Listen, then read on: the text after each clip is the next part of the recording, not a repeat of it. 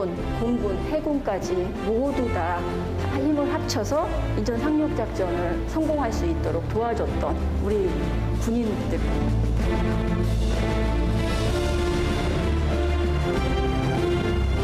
6.25 사변이 날 때 이게 3일 만에 수도 서울을 했잖아요, 얘들이. 그 중에도 전투하러 들어가는 사람도 있어요. 그게 이제 캐로 부대 출신들.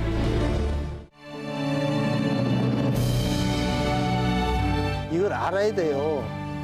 국민들이 이걸 모르면 안 되잖아요. 우리가 지금 38선을 사수하고 있는 거가 인천 상륙작전 아니면은 천만의 말씀입니다.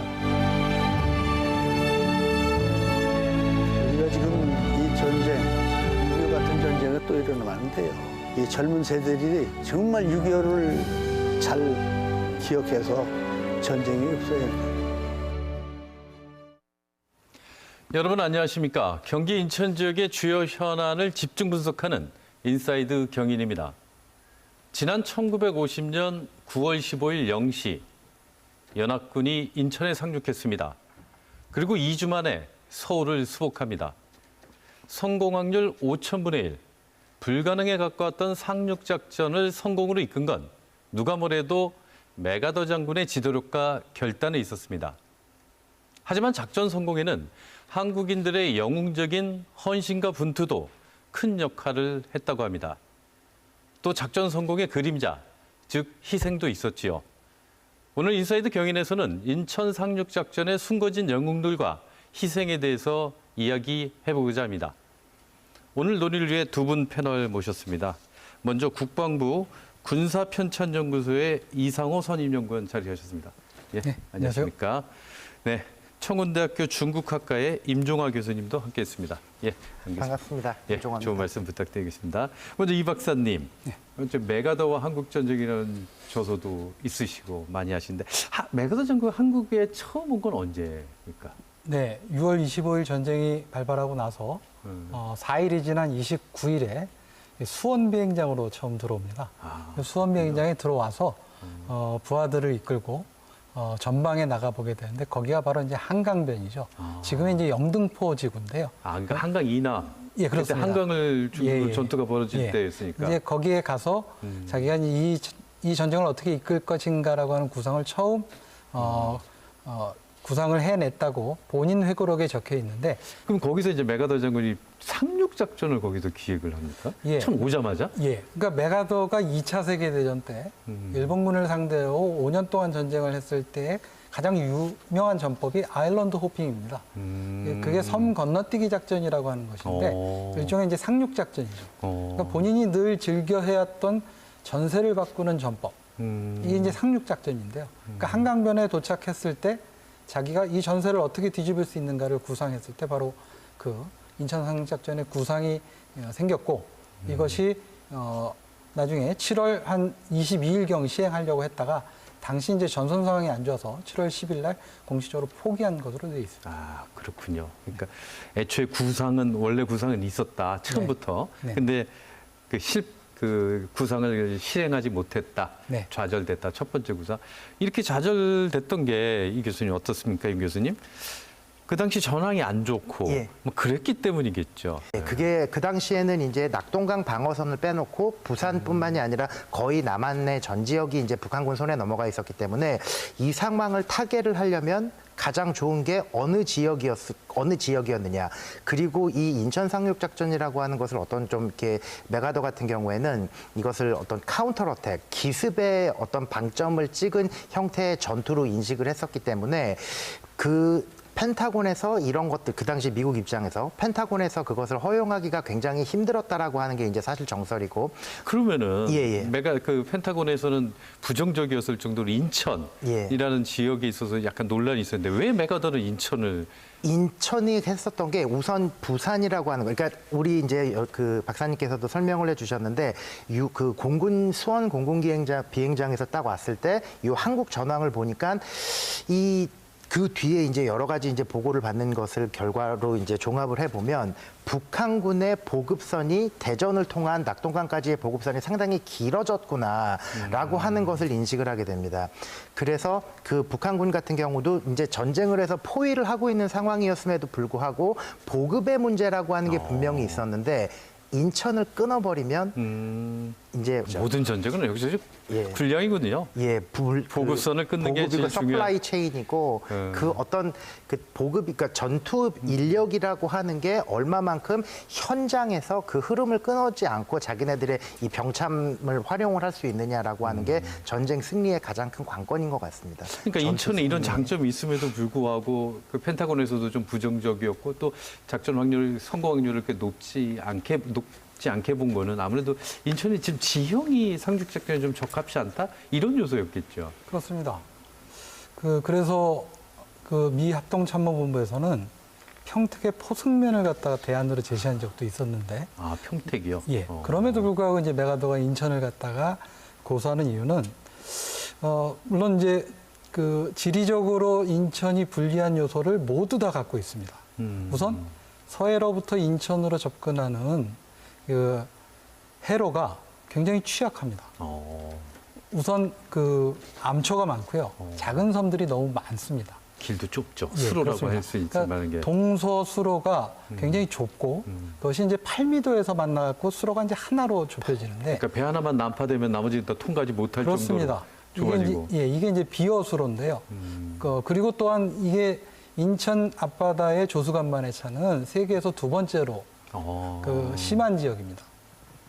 이런 이제 악조건 속에서도 메가더가 인천을 갖다 굳이 이제 상륙 지역으로 선택하는 이유는 다른 여러 가지 요소보다도 바로 서울이 바로 배후지에 있기 때문에 아까 인천은 말씀하신 대로 이제 보급선을 끊을 수 있다는. 그렇습니다. 그렇기 때문에 이제 선택할 수밖에 없는 거죠. 임 교수님 어떻습니까? 지금 그런 굉장히 큰 이점과 지리적 불리함. 예. 이게 그래서 이제 펜타곤에서는 반대를 예. 부정적인 입장을 너무나 많은 예산과 병참과 이 희생자가 나올 거라고 생각을 했었는데 그래서 이제 인천 상륙 작전을 하기 전에 펜타곤에서 구상한 게 다른 두 가지가 있었는데 한 가지가 낙동강 방어선을 지원을 함으로 해서 밀고 올라가는 방법을 처음에는 구상을 했었습니다.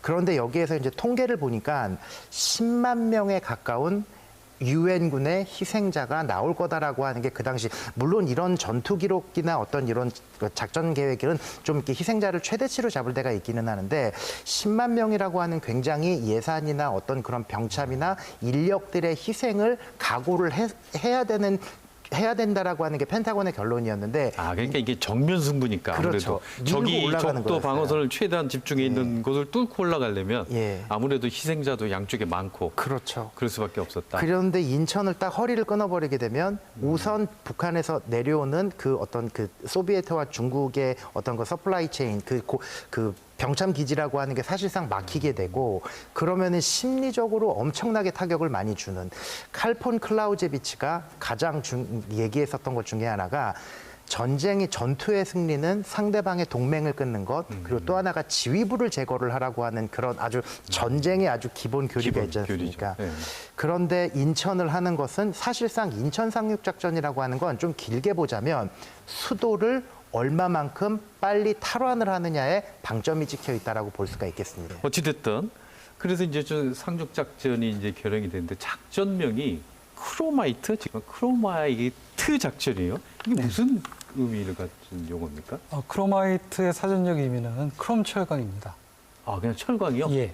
그런데 이제 사실은 이제 아까도 말씀드렸다시피 6월 29일 날 메가더가 그 수원에 와서 한강변을 시찰했을 때 인천 상륙 작전의 작전명은 블루 허츠였습니다. 그런데 이제 이게 취소되고 다시 이제 9월 15일 상륙 작전 이름을 이 크로마이트라고 붙였는데요. 이 인천 지역에 상륙한 지역을 모루로 삼고 낙동강 전선으로부터 8군이 밀고 올라오는 걸 망치의 헤드로 보는 겁니다. 그러니까 여기에는 이제 크롬철강이 단단하니까 여기에는 의지가 포함되어 있는 거죠. 인천 상륙 작전으로 모루와 망치가 돼서 북한군을 포위해서 잡겠다라고 하는 의미가 포함되어 있는 뜻입니다. 이 모루와 망치는 사실 그 알렉산더 대왕이 많이 썼던 전술이라고 알고 있는데 그런 그 망치에 크롬 단단한 걸로 그렇습니다. 치겠다. 예, 예. 아, 이런 의미를 담겨 있었군요. 그렇게 보시는군요. 임 교수님 어떻습니까? 작전이 시작되는 9월 15일. 9월 15일에서 이제 여러 가지 몇 가지 이제 그 당시에 테마가 있어 몇 가지 이제 다른 날짜가 있었습니다. 9월 15일 그리고 10월 중순 11월이었는데 그게 다 조수간만의 차이를 계산해서 그렇습니다. 나온 날짜인 거죠? 예, 그래서 지금 최근에 나오는 사료들을 보게 되면은 그 당시에 일본 해양경시청에서 한반도 해협을 굉장히 속속들이 잘 알고 있는 사람들에 의해서 정보를 얻은 결과 9월 달이 가장 조수 간만의 차가 그나마 낮다. 그래서 9월 15일로 이제 그 선택을 했었다라고 볼 수가 있겠습니다. 네, 그렇군요. 이 박사님 또 어떻습니까? 그 당시 이제 우리 군이 카투사가 굉장히 큰 역할을 했다. 미군이랑 같이 하는데 어떤 역할들을 한 겁니까? 그 카투사는 그 메가도가 필리핀 점령군 고문이었을 때 만들었던 스카우트단을 갖다 채용한 겁니다. 그걸 이제 우리가 보통 버디 시스템이라고 하는데요. 그러니까 미군 부대와 현지인을 갖다가 혼합해서 부대를 편성하는 겁니다. 이 인천 상륙작전을 갖다 준비했을 때 상륙부대로서는 미 1해병사단과 미 7사단을 갖다 동원하려고 계획을 했었는데 미 7사단이 이미 한반도 전선에 투입된 미 제24사단과 25사단에 병력을 차출당했기 때문에 병력이 모자랍니다. 그러면 이걸 어떻게 해야 되는가? 그러니까 현지에 있는 한국군을 갖다 모병을 모집을 해서 미 7사단의 버디 시스템이라고 하는 제도로 편입을 시키는 거죠. 그 숫자가 약 8,000명인데요. 굉장히 많네요. 예, 많습니다. 1950년 8월 15일 날 이 버디 시스템을 처음 도입해서 카투사 제도를 만들어낸 겁니다. 아, 그렇군요. 또 카투샤의 또 역사에 또 그런 관련이 있군요. 또 지금 아까 이제 100 BCD 얘기하셔서 군산, 주문진, 인천 얘기했는데 또 하나가 이제 영화 개봉과 관심을 있는 게 장사 상륙 작전이에요. 예, 장사 상륙 이건 작전. 어떤 의미를 갖는 거예요? 이 장사 상륙 작전 같은 경우에는 우리가 이제 한국 전쟁 연구하셨던 분들한테도 최근에서야 이제 많이 알려졌었던 것들인데 예를 들어서 이제 97년도에 이제 유해들이 발견이 되면서 최근에야 이제 지금 연구 결과물이 지금 나오고 있는 그런 상황인데 우리가 기억해야 되는 게 이명흠 대위라고 하는 이제 그 당시 이제 해군이 있습니다. 이제 한국군이 한 분 계신데 이분이 비대칭 전쟁에 굉장히 뭐 게릴라전이라든지 첩보전이라든지 비대칭 전쟁이라면 정규전이 아닌 정규전이 아닌 언시메트리컬 배틀이라고 그러니까, 이제 비대칭 무슨 특수작전 같은 경우 게릴라전 뭐 이런 그렇습니다. 거. 예.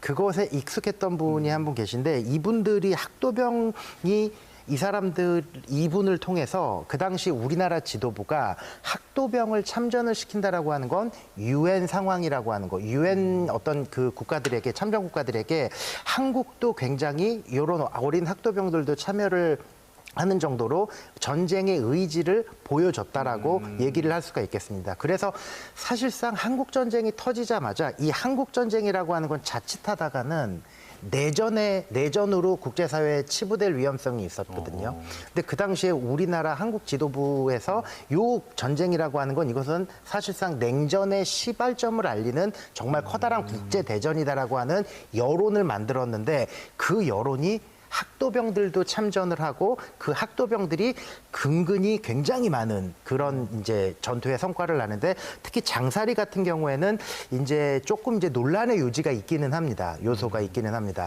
장사리 작전은 원래 이렇게 그렇게 큰 작전은 아니었다라고 하는데 분명한 것은 그 당시 학도병들의 그 참전에 의해서 인천 상륙작전이 개시되고 북한군이 보급으로는 7번 국도가 봉쇄되고 거기에서 북한의 보급을 추가로 지원 병력을 막은 효과가 있었다라고 하는 것은 분명한 거라고 볼 수 있겠습니다. 그러니까 이게 학도병 얘기 이제 하셨는데 예. 그런 의미, 예. 학도병인데 근데 사실 이렇게 영화에서도 그렇고 많은 사람이 생각하기에 학도병을 미군이 정예부대가 간 게 아니고 예. 학도병을 보낸 거 보니까 저건 그냥 무고한 희생을 낳기 위해서 그러니까 양동작전의 일환으로서 예. 정말 그냥 아무런 군사 경험도 없고 지식도 제대로 체계를 받는 학도병 갖다 그냥 죽음을 모로 세운 거 아니냐 이런 시각이 이제 있었던 거잖아요. 그렇게 볼 수는 없을 것 같습니다. 왜 그러냐면 우리가 보불 전쟁 시대 때부터 전쟁사를 쭉 보게 되면은 전투에 참여를 하는 인원을 봤을 때는 17세에서 21세 혹은 많으면은 25세 그 사이에 이제 유럽 전선이라고 하는 것도 이제 이 약간 10대 후반의 사람들이 굉장히 참전을 많이 하는 경우가 있거든요. 그런데 이제 이런 거 같은 경우에는 학도병이라고 하는 것을 과연 그 자기의 공동체라고 하는 것은 이 사람들한테도 굉장히 어떤 지켜야 되는 상징적인 것들뿐만이 아니라 정말 소중한 뭔가가 이 사람들한테도 저는 어떤 군중심리로 작용을 했다라고 볼 수가 있겠습니다. 그리고 2차 세계대전 끝나고 국제사회를 보게 되면은 어떻게 보면은 좀 이렇게 반공주의라고 하는 게 굉장히 국제사회에 확산이 되는 그 어떤 시작이 아니었느냐라고 하는 것을 감안해서 볼 때는 학도병의 참전이라고 하는 것은 요즘 개념으로서는 미성년자일지는 모르겠지만 그 당시에서는 전투 일원으로서 충분히 가치가 있었다라고 하는 게 그 당시 인식이었다라고 하는 걸 잊어서는 안 되겠습니다. 근데 또 하나가 이제 훈련 기간이 너무 짧았고 총도 제대로 못 쏘고 뭐 이렇게 투입된 거 아니냐. 기본 제식 훈련만 이제 참여를 네. 하고 이제 전투에 내보냈었다고 그러는데 참 그게 그만큼 한국 전쟁이라고 하는 것은 그렇게 뭔가 절박했었고 급박하고 그리고 또 그랬으니까. 너무나 갑작스럽게 수도가 점령이 됐었어요. 그래서 정말 피 끓는 어떤 그런 그 당시에 어떤 이 애국심을 충분히 고양이 되어 있는 10대 후반의 사람들한테도 이 훈련이라고 하는 게 물론 짧기는 했지만 전투에서는 장비도 중요하고 여러 가지도 중요하지만 결국은 의지가 그 장비도 다 그 효율성을 극대화시키는 요소가 있는 거거든요. 그럼에도 불구하고 참전을 했었다라고 하는 것은 우리가 오늘날 한국 전쟁을 바라보는 기억해야 되는 가장 큰 요소로서 학도병이라고 하는 사람들의 그 어떤 숭고함이라고 하는 것 그것을 갖다가 기억을 하는 게 정말 큰 가치라고 또 생각을 합니다. 그래서 보름의 훈련이라고 하는 것을 통해서 전투에 나가는 전쟁은 굉장히 인류 역사에서 많았습니다. 전쟁에서. 그렇군요. 예. 그런데 그때 갔던 소년병 대부분이 사망을 했거나 이랬겠어요. 상당히 전사를 많이 했겠어요. 전사를 했다라고 네. 하고 근데 그게 이제 통계가 워낙에 이제 불분명, 워낙에 이제 굉장히 많은데 780명에 가까운 사람이 참전을 해서 그 중에서 거의 그 당에 그 절반 이상 200명에 가까운 사람이 죽었다라고 하는 통계도 있고 우리가 또 이 학도병을 얘기를 할 때 꼭 잊지 말아야 되는 분들 중에 하나가 제1교포 학도병들이 있습니다. 그래서 그런 분들 같은 경우에도 사실 인천 상륙작전에 굉장히 참여를 하거든요. 그래서 학도병들의 희생은 정말로 이 오늘날까지도 100% 완벽하게 그 사람들의 명단이 지금 확인이 안 된 희생자분들도 굉장히 많습니다. 그렇기 때문에 이 한국전쟁에서 학도병이라고 하는 것의 비중이라고 하는 게 앞으로 더 차후에 연구가 될 요소라고 생각을 합니다. 네, 그렇군요. 이 박사님 어떻습니까? 이제 인천 상륙작전을 위한 양동작전이었는지 아니면 독자적인 작전이었는지 이건 좀 평은 좀 엇갈리고 최근에 이제 장사함력작전이 알려지고 있어서 그렇건데 어쨌든 인천 상륙전에서 제일 중요한 건 아까 말씀하신 대로 팔미도 거기 오는 좁은 수로 여기에 어쨌든 등대를 켜야 그 배가 제대로 들어오지 않습니까? 그렇습니다. 팔미도 점령작전? 이것이 어떤 의미를 갖는지 좀 설명해 주세요. 예, 제가 이제 모두에서 8m의 그 위치와 전략적 그 함의에 대해서는 말씀을 드렸습니다. 서해로부터 인천항으로 들어오는 해안 접근로에 있어서 워낙 섬과 그 장애물이 많기 때문에 이게 260여 척이나 되는 연합군 배가 안전하게 인천으로 들어오려면 그 어떤 정확한 수로의 위치와 그걸 갖다 안내해 줄 수 있는 등대가 필요합니다. 바로 이 8m에 1903년에 설립한 이제 근대식 등대가 있는데 이게 바로 이제 8m 등대입니다. 그게 우리나라의 최초의 근대식 등대인 그렇습니다. 거죠? 8m 등대가 예. 우리나라의 최초의 근대식 등대. 대한제국기에 만들어졌지만 물론 이제 그때는 이제 일본의 간섭이 이제 심할 때니까요. 일본이 러일 전쟁을 준비하려고 만든 게 바로 이제 8m 등대입니다. 그렇군요. 이 인천 지역으로의 안전한 항로를 위해서 만들어낸 게 바로 이제 이 8m 등대라 인천 상륙작전을 준비하는 유엔군 입장에서는 8m 등대를 어떻게 전략적으로 탈취하느냐가 인천 상륙작전을 성공하는 이제 전제 요건이 되는 거죠. 그러면 이제 팔미도 수복 작전이 트루디 잭슨 작전 이렇게 돼 있던데 그렇습니다. 이 작전에서 누가 활약을 주로 한 건가요? 팔미도 정보 작전은 두 개의 작전이 중첩이 됩니다. 하나는 이제 유엔군의 트루디 잭슨 작전이 있고요. 그 다음에 이것을 지원해 줬던 한국 해군 첩보대의 엑스레이 작전이 있습니다. 그런데 이제 이 팔미도 정보 작전의 주역들은 바로 이제 이 트루디 잭슨 작전인데요. 이 작전의 핵심적인 사람들은 유진 클라크라고 하는 미 해군대위가 그 극동군 사령부의 그 정식 명령을 받아서 이 팔미도 지역을 확보하고 여기에 이제 등대에 그 등대를 밝히는 역할을 갖던 이제 정식으로 부여받는 거죠. 그래서 이제 그런데 이제 트루디 잭슨 작전을 이끌었던 유진 클라크는 자기 혼자 하는 것이 아니고 여기에는 그 한국인 켈로 부대원들 그리고 이들이 영흥도를 점령해서 점령하고 있었던, 네. 거기에 들어가서 작전을 준비했을 때 그 지역에 살던 청년들을 중심으로 청년단을 만듭니다. 이 청년단들이 바로 그 눈에 보이지 않는 그 숨은 영웅이라고 할 수 있는 것이죠. 그러니까 이제 작전의 계획은 미군이 세웠고 네, 그렇습니다. 거기 켈러 부대원들이 그 합류를 했고 또 영흥도의 그냥 청년들, 네, 군인도 아니었었던 건가요? 그렇습니다. 일반 주민들인데 네네. 이거 꼭 해야 된다 해서 같이 참여를 해서 그러니까 미군의 주도와 한국인의 자발적인 참여 그렇습니다. 이것이 팔미도 작전을 성공을 이끈 거군요. 예. 거기에 이제 아까도 말씀드렸다시피 그 추가적으로 엑스레이 작전이라고 한국 해군이 그 지원을 갖다 하게 됩니다. 병참 지원이나 아니면 여기에도 이제 한국 해군 첩보대 일부가 이 유진 클라크의 클라크 첩보대에 참여해서 같이 이제 작전을 수행한 것이죠. 그럼 이들이 이제 이 영도 그 청년들 이 작전 말고도 또 다른 작전들도 많이 참여해서 활동을 했나요? 그때? 그렇습니다. 이 당시 이제 유진 클라크의 수기가 2000년에 발견이 돼서 이제 공개가 됐는데요. 여기 내용에 보면 그 영흥도 청년단들을 동원해서 심지어는 서울까지 그 지형 정찰을 보낸 것으로 되어 있습니다. 서울 수복을 위하여? 예, 그렇습니다. 그러니까 인천 해안에 그 북한군의 배치뿐만이 아니고 그 인천에서 서울로 들어가는 경인가도에 있는 북한군 배치 상황 내지는 당시에 그 전황을 갖다가 조사해서 보고하도록 그렇게 청년단들이 활약을 한 것으로 그 수기에는 나와 있는데 안타깝게도 이름은 적혀 있지 않습니다. 어떤 분이 그 청년단으로 활동했는지나 이런 거는 기록이 없군요. 예, 그렇습니다. 그럼 그때 영흥도 주민들의 진술이나 이런 걸 들어야 그렇습니다. 예. 탐문을 해야 예. 찾을 수 있는 거군요. 그 부분도 좀 빨리 좀 채워줬으면 좋겠네. 지금 말씀하신 영흥도나 덕적도의 청년들은 켈로 부대하고는 조금 다른 거죠. 그렇습니다. 그 켈러 부대는 정확히는 그 극동군 사령부에서 운용했던 첩보대입니다. 이게 이제 우리가 8240 부대라고 하는데요. 이것이 나중에 그 1951년도 6월 달에 전선이 그 고착화됐을 때 북한 쪽으로 이제 침투 작전을 주로 하던 부대인데요. 이 당시에 켈러 부대원으로 참여했던 이 클라크 첩보대에 참여했던 사람들은 이제 최규봉이나 그 몇몇 인사들이 이제 포함이 돼 있는데 이걸 가지고 그 켈러 부대가 주도적으로 했다라고 얘기하기는 좀 어렵습니다. 어쨌든 같이 한 거군요. 네. 팔미도 작전은 같이 했고. 그렇습니다.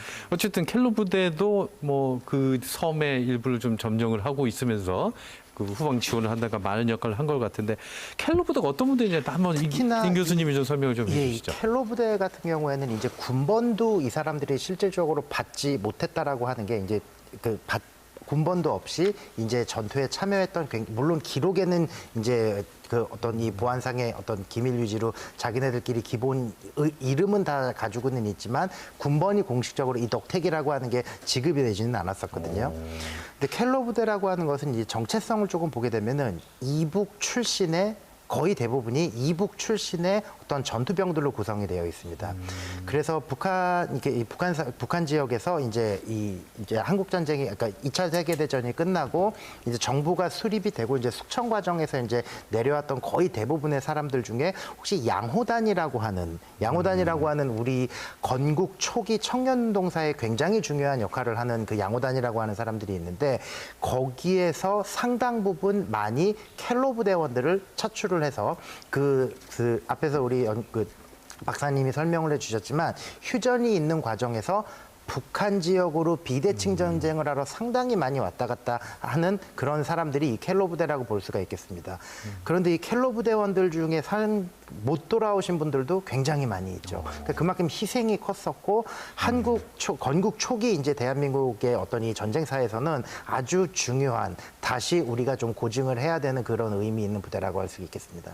그러니까 이제 주 업무가 이제 첩보부대고, 예. 그 북한 이북이 점령했던 지역으로 가서 예. 각종 업무를 했는데 주로 어떤 임무를 수행해요? 비대칭 업무라고 하는 것은 뭐 요인을 암살한다든지, 뭐 시설을 폭파시킨다든지, 안 그러면은 뭔가 허위 선전물이라고 하는 것을 뿌린다든지, 우리가 이제 예전에 삐라라고 하는 것들이 있었죠. 그래서 지금 전쟁기념관을 혹시 가보시게 되면은 그 당시 북한에서 우리나라 지역에 살포했던 삐라와 우리나라가 북한에 살포했던 삐라가 그게 있습니다. 그래서 그런 것들을 보게 되면 꼭 항공으로만 뿌리는 게 아니라 직접 현지에 가서 현장에서 컨택트를 하면서 이제 이런 어떤 여론전이라고 하는 것도 비대칭전의 일환이었기 때문에, 게다가 이북 출신들이니까 현장을 누구보다 잘 알았을 겁니다. 그래서 그런 어떤 효과적인 전투를 수행을 했었던 게 켈로 부대가 잘 안 드러난 역할이었다라고 볼 수가 있겠습니다. 그렇군요. 잘 안 드러난 켈로 부대. 인천 상륙작전에서도 켈로 부대원들이 활약이 컸는데요. 이때 활약했던 참전용사 켈로 부대원을 한번 만나봤습니다. 당시 상황 한번 들어보시죠. 6.25 참전 인천지구 전적비가 있는 인천시 미추홀구 수봉공원. 6.25 전쟁 당시 켈로 부대원으로 참전했던 고용희 씨는 수시로 이곳을 찾아와 당시를 기억하고 전우들의 안부를 묻습니다. 우리가 지금 이 전쟁, 6.25 같은 전쟁이 또 일어나면 안 돼요. 처음에 그 6.25 이제 한국 전쟁 당시에 연세가 어떻게 되셨나요? 17살 됐어요. 17살. 국민학교 내 친구가 이제 파주 첩보대에 있었어요. 일사단 첩보대에 있었는데, 집에 왔다 가는 길에 이제 나하고 이제 그 뜻이 맞아가지고 같이 입대했어요. 그렇다면 켈로 부대는 어떤 곳이었을까요? 서부전선에 다 있어. 서부전선. 그래서 한 30개 부대가 이 서부전선에 있어요. 섬이 수백 개니까 뭐 섬마다 다 부대가 들어가 있었지. 낙동강까지 저 후퇴를 했어도 여기선 우리 켈로 부대들이 인민군하고 전투를 여기서 했다니까요. 켈로 부대는 무슨 일을 했을까요? 강화 인천을 중심으로 해서 이 아래쪽은 전부 인민군들이 있어도 여기는 인민군이 못 들어왔어요, 섬에는. 인민군들이 이제 천막 치고 거기 이제 주둔해 있는 거, 이런 거 이제 첩보 애들을 해서 이제 연락해주고, 미팔군 소속 미군들께 다 연락을 해줘요, 우리가. 다 수집한 건 일절 미군께 연락해줘요. 그래서 미군들이 전부 해서 이제 국방부나 이제 유엔군 사령부나 이런 데서 연락해서 지금 어느 상황에서 어떻게 있는 걸 환하게 알지. 눈앞에서 부대원들이 전사했지만 두려움을 느낄 틈도 없이 싸워야 했다는 고용희 씨. 바라는 것은 후세 사람들이 켈로 부대를 기억해 주는 것입니다. 6.25 사변이 날 때 이게 3일 만에 수도 서울을 함락했잖아요, 얘들이. 그 중에도 전투하러 들어가는 사람도 있어요. 예, 그게 이제 켈로 부대 출신들. 켈로 부대들이 여기 서부전선에 다 남아있더랬어요. 그러니까 나라를 지킨 거 아니야. 그렇지 않으면은 이 300의 섬이 다 이북 거예요, 지금. 백년도, 연평도 이거 전부 이북 땅이 돼요. 그걸 안 지켰으면. 인천 수봉공원의 켈로 부대원을 비롯해 학도 의용군 등 참전 유공자를 기리기 위한 명비가 세워진 것은 지난 2017년. 6.25 참전 유공자의 인천시 지부장인 고용희 씨와 김평건 사무처장이 국가보훈처에 건의한 데 따른 것입니다. 후세들이 우리 할아버지들이 이렇게 어려운 상황에서도 나라를 적극 지켰구나. 이런 것은 교훈으로 좀 남겨줬으면 좋겠어요. 국가가 우리나라를 위해서 싸운 분들한테는 끝까지 책임을 진다. 이런 좀 강한 의지를 심어서 후세들이 그 간접 교육이 될 수 있도록 그렇게 좀 해줬으면 좋겠습니다. 그게 제 욕망이고 또 소망이에요, 사실은. 네, 임 교수님. 보니까 켈러보드가 굉장히 다양한 활동을 했군요. 예. 그러니까. 특히나 이제 비대칭 전쟁이라고 하는 것은 정말 이게 여러 가지 요소들이 많이 나오기는 하는데 앞서서 이제 설명드린 어떤 대북 선전 삐라를 뿌린다든지 여론을 만든다든지 뭐 특정 지역에 어떤 우물을 메꾼다든지 약간 시설물을 파괴한다든지도 있었고 이 켈로 부대 출신들이 굉장히 언어 자원들도 상당히 많았습니다. 그래서 그 당시에 일본어를 잘하는 사람, 뭐 영어를 잘하는 사람, 그래서 나중에 이제 일본 사회에서 이제 제일교포들이 한국 전쟁이 났다라고 했을 때 굉장히 많은 학도병도 오기는 했었지만은 이 제일교포 사회에서 상당히 많은 그 교포들의 어떤 이 모금 운동 활동을 한다든지 그런 것들을 통해서 굉장히 이 다양한 여론 선전에 굉장히 많이 켈로 부대가 활용이 됐었다라고 하는 것도 앞으로 이제 많이 연구가 돼야 될 것 같습니다. 근데 이제 또 하나 연구가 좀 필요한 게 북한이 과연 인천 상륙작전을 알고 있었느냐, 어느 정도 준비했느냐 이런 것 같아요. 최근에 연구해 보면은 몰랐던 게 아니라 준비를 충분히 했다 이런 또 주장도 나오시고. 이 박사님 어떻게 보십니까? 인천 상륙작전에 대한 기존 평가는 완전한 기습이었다라고 그렇죠. 하는 것이 이제 네. 일반적 평가였습니다. 그런데 한 10여 년 전부터 일부 학자들이 그렇지 않다.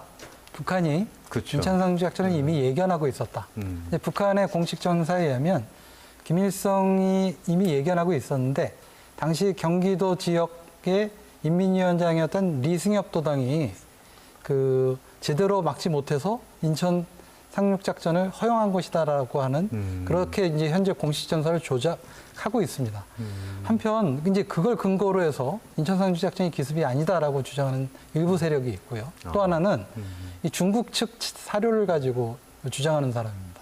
그러니까 마오쩌둥이나 주언라이가 이미 전쟁이 벌어지고 얼마 뒤에 공식 메신저를 통해서 김일성이한테 미군이 인천 지역에 상륙할 것이라고 얘기를 했다는 거예요. 맞아요. 그런데 이거는 네. 사후적인 얘기고 만약에 중국이 그렇게 제의를 해줬다고 하더라도 그것은 나중에 밝혀진 바에 의하면 딱 인천이 아니고요. 서해안 지역에 한 8군데 됩니다. 그거는 예측이 아니죠. 거기에 더 중요한 것은 인천 상륙작전 때 서해안에 있었던 북한군 기뢰가 12개밖에 안 됩니다. 그리고 제가 미국에서 북한군 노획문서를 조사해 봤던 적이 있었는데요. 당시 인천 지역을 방어하던 107연대, 북한군 107연대가 보고서를 쓴 게 있습니다. 9월 15일, 16일, 17일. 이 날짜의 기록에 의하면 탄약이 부족하다, 식량이 부족하다는 내용의 보고를 너무 많이 하는 거예요. 그러니까 미리 예측을 했으면 그렇게 그렇죠. 탄약 부족 사태가 있었겠냐 이런. 그렇습니다. 거기에 이제 더 결정적인 것은 당시 이제 북한군이 예비 사단으로 18사단을 만들어서 당시 이제 서울 지역에 있었습니다. 이 18사단을 인천으로 보내는 게 아니고요. 15일, 16일 이 낙동강 쪽으로 내려보냅니다. 이미 명령서가 떨어졌기 때문에 내려보내는 건데 만약에 인천 상륙작전을 알았다면 북한군 18사단을 낙동강으로 보낼 리가 없죠. 그래서 여러 가지 당시 사료를 조사해 봤을 때 북한군이 아니면 북한이나 중국이 인천 상륙작전을 사전에 예측했다라고 하는 것은 역사적인 사료를 통해 봤을 땐 근거가 전혀 없는 얘기입니다. 그렇군요. 그러니까 원래 기습이었을 거다. 이 북한이 몰랐다. 였다가 알았을 수도 있다. 였다가 이 박사님이 다시 보시기에는 원래 몰랐을 가능성이 좀 더 높다. 그렇습니다. 이렇게 보시는 거예요. 임 교수님 어떻게 보세요? 예, 그래서 이제 우리가 이제 예를 들어서 이렇게 볼 수가 있습니다. 인천 상륙작전이 2시간에서 3시간 안에 끝난 그런 전쟁이다, 전투였다라는 그렇게 얘기가 많이 있는데 인천이라고 하는 그 당시 북한군 상황이라고 하는 것을 많이 봤을 때 의외로 너무 쉽게 그 당시에 요 이제 상륙군이 그 현장을 탈환을 했다라고 하는 이제 그런 탈환을 한 경우인데요. 이것을 조금 정리해 보면 우선 한국군이 인천 상륙 작전이 시작되기 전에 영흥도하고 덕적도를 미리 탈환을 해놓습니다. 확보를 해놓은 상황인데 이 부분에 대해서는 굉장히 자세한 이제 사료들이 이제 많이 남아 있어서 조금 이제 정리해서 말씀드리면 우선 새벽 3시에 8미도 등대의 어떤 그 유도에 따라서 이 순양함 4척, 구축함 7척이 수로를 따라서 이동하면서 계속 해안가에 포격을 합니다. 이게 새벽 3시고 그리고 새벽 4시쯤에 콜쉐어 전폭기가 폭격을 시작을 합니다. 그리고 월미도에 6시 정도에 이제 상륙 예정이었는데 상륙했을 때는 그 비슷한 6시 33분. 작전 현장의 어떤 리스크를 감안을 해도 굉장히 시간 오차가 이거는 짧은 거라고 봐야 됩니다. 그리고 나중에 이제 이 약 한 20분 정도 교전을 하는데 그 교전으로서 이제 완전히 인민군을 제압을 하고 그 제압을 한 시간이 6시 55분입니다. 그래서 그때 이제 인천 지역에다가 성조기를 이제 개항을 하는 성조기를 개항을 하는데 그 뒤로 오전 8시에는 월미도하고 소월미도까지 완전히 탈환을 했다라고 하는 것을 보게 된다면 북한이 진짜 인천이라고 하는 지역에 준비가 생각보다는 없었다라고 하는 거.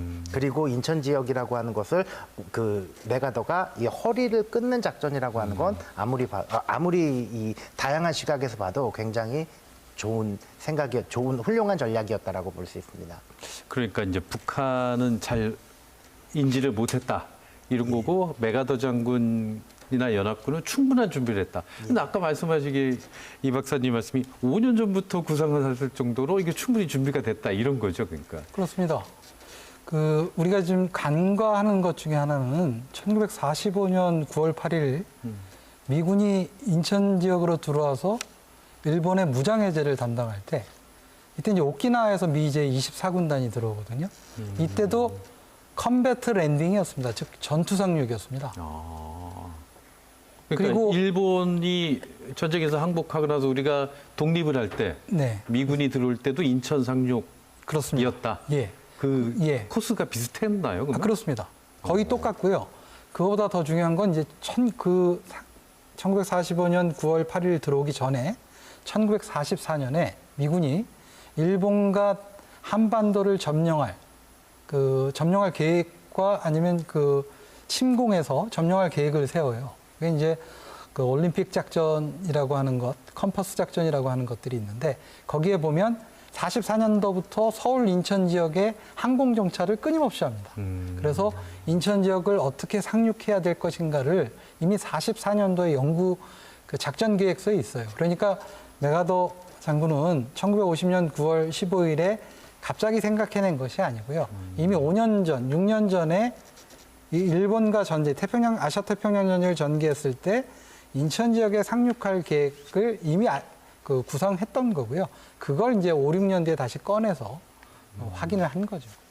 그렇군요. 그러니까 미리 준비가 많이 돼 있었고 그 계획에 따라 실시가 됐고 북한군은 약간 좀 기습을 당한 그런 요소가 좀 있었다라는 거고. 자, 이제 그렇게 해서 인천 상륙이 성공을 했고요. 그 병력을 이끌고 이제 서울로 가는데 임 교수님 어떻습니까? 그 전투 중에 좀 특이한 전투가 좀 있습니까? 서울을 수복을 하는 과정에서 지금의 이제 안산 지역에 있는 곳, 지금 오늘날 이제 서대문과 안산, 경기도 안산이 아니라 서대문과 서대문과 안산 지역에서 그 당시에 일본군의 훈련 기지로 활용을 했었던 이제 지금의 이제 그 서대문 지역에다가 북한군이 거기에서 아주 방어벽을 탄탄히 쳐놓습니다. 그래서 보게 되면은 9월 15일 날 인천 상륙 작전이 성공을 하고 나서 9월 28일 날 서울이 완전히 수복이 되거든요. 2주 만에 수복을 한 거죠. 2주 정도. 근데 그 시간에 상당히 그 당시 인민군이 저항을 거기에서 총력을 기울여서 저항을 하는데 그 인천에서 수도를 점령을 하는 과정에서 또 희생이 많이 나는데 그 대표적인 게 오늘날 이제 서대문구 안산 지역, 안산으로 올라가는 그쪽 신천 전투라고 하는데 연희 전투 또는 연희 전투라고도 하는데 그게 104 고지라고 하는 곳이 있는데 거기에서 전투에서 아군 사상자가 178명이 났다라고 하는 것.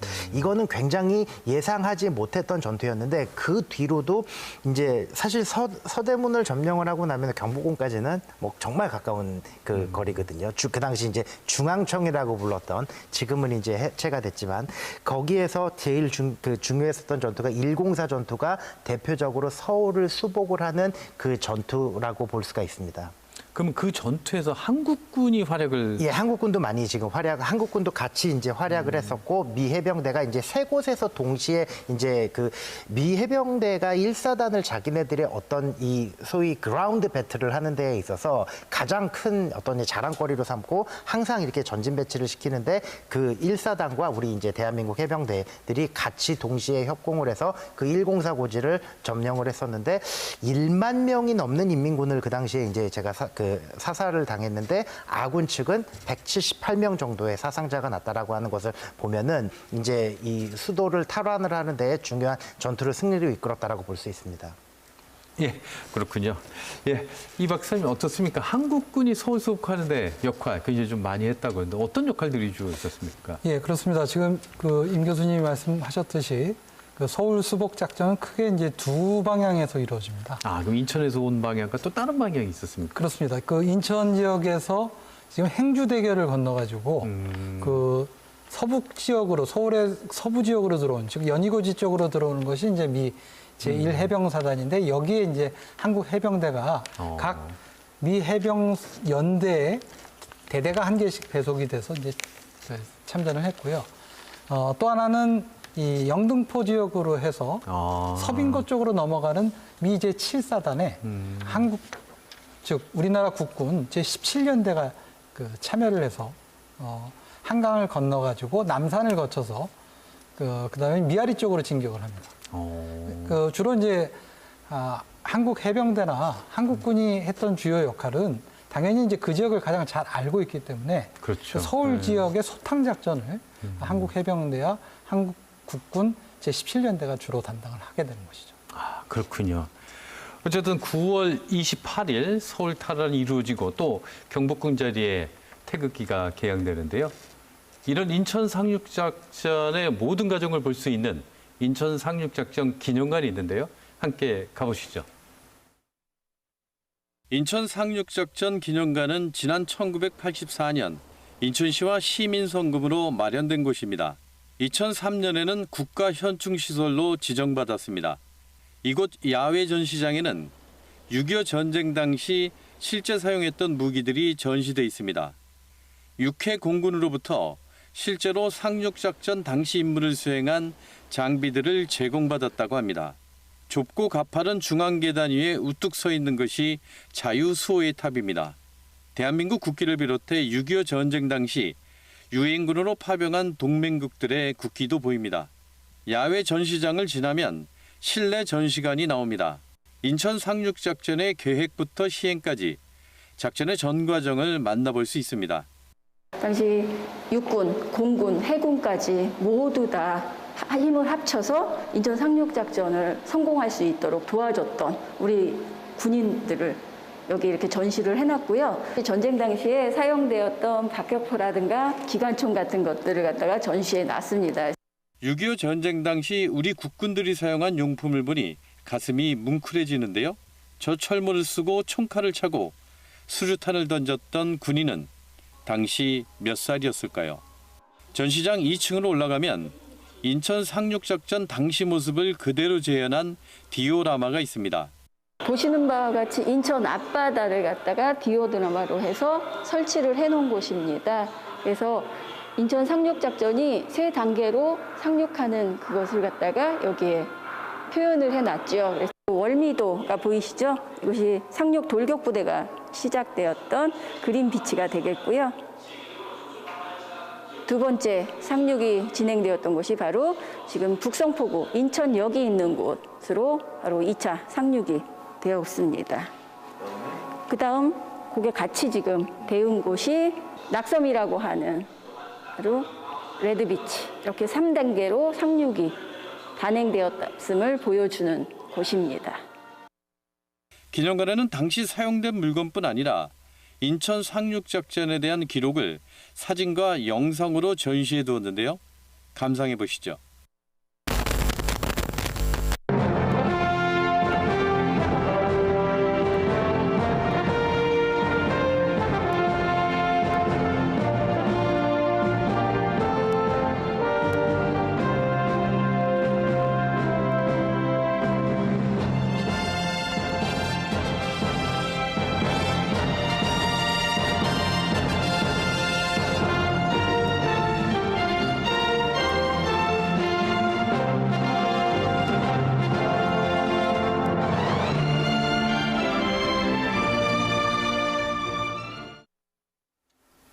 네, 저렇게 퇴기가 개양된 모습, 인천 상륙작전의 일종의 좀 중간 마무리라고나 하겠죠. 어떻습니까, 임 교수님? 인천 상륙작전의 의미 마지막으로 좀 정리해 주신다면 어떤 게 있을까요? 저는 두 가지로 대표적으로 꼽고 싶습니다. 첫 번째로 인천 상륙작전이라고 하는 건 국제사회에 냉전의 시발점을 알렸고 또한 한반도의 전략적인 중요성을 알린 어떤 이 국제 대전이었다라고 하는 첫 번째 의미가 있고, 두 번째 같은 경우에는 이 인천 상륙작전이라고 하는 게 인천 지역이 만약에 북한 지역으로 넘어가서 그게 휴전이 돼버렸었다면은 어떤 상황이 벌어졌을까는 생각도 하기가 싫은 것 중에 하나가, 오늘날 우리가 국제공항을 인천으로 옮긴 이유 중에 하나도, 가장 커다란 이유 중에 하나는 대중무역이라고 하는 게 획기적으로 늘어나는, 우리가 이제 그 수출 공세라고 하는 것을 통해서 약간 관세를 낮추기 위해서 공항도 인천으로 옮겼다라고 할 정도로, 인천이라고 하는 지역은 전략적인 중요성이라고 하는 것은 정말 무궁무진합니다. 그런데 인천 상륙작전을 통해서 그쪽을, 그 인천 지역을 우리 수중에 넣고 또 수도까지 탈환을 했었다라고 하는 것, 이 두 가지라고 하는 것은 이제 70년이 넘은 오늘날에서도 특히나 대한민국에 굉장히 중요한 의미를 남긴 거라고 볼 수가 있겠습니다. 네, 그렇군요.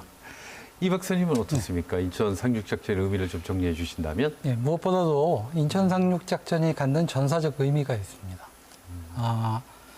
이 작전을 통해서 전세를 이제 완전히 뒤바꿨다는 점이 있고요. 전쟁사적으로 봤을 예, 그렇습니다. 때도. 그리고 이 성공한 작전으로 인해서 메가더가 북진 정책을 갖다가 실행할 수 있는 그러한 이제 기회를 제공한 것이죠. 일종의 이제 북한으로의 롤백 정책이 가능해졌다는 겁니다. 또한 이러한 이제 자신감으로 인해서 메가더는 전쟁 목표를 수정합니다. 북한군의 완전 괴멸과 한반도의 통일이라고 하는 목표로 이제 바꾸게 되는데요. 그것 때문에 결국은 중국군의 참전을 갖다 가져오게 돼서 한국 전쟁이 미중 간의 국제전으로 바뀌게 됩니다. 이 모든 이제 전쟁의 확대 과정에는 너무나 쉽게 이루어진 인천 상륙작전이 있었던 것이죠. 그렇군요. 두 분 그 인천 상륙작전의 의미 다 짚어주셨는데요. 어쨌든 71주년을 맞아 두 분 이야기 고맙습니다. 잘 들었습니다. 네, 감사합니다. 네, 오늘 인천 상륙작전에 있어서의 한국인의 분투 그리고 가슴 아픈 희생에 대해서 이야기를 나누었는데요. 더 이상 민족사의 비극이 반복되지 않았으면 좋겠습니다. 오늘 인사이드 경인 여기까지입니다. 다음 주에는 더욱 알찬 내용으로 찾아뵙겠습니다. 고맙습니다.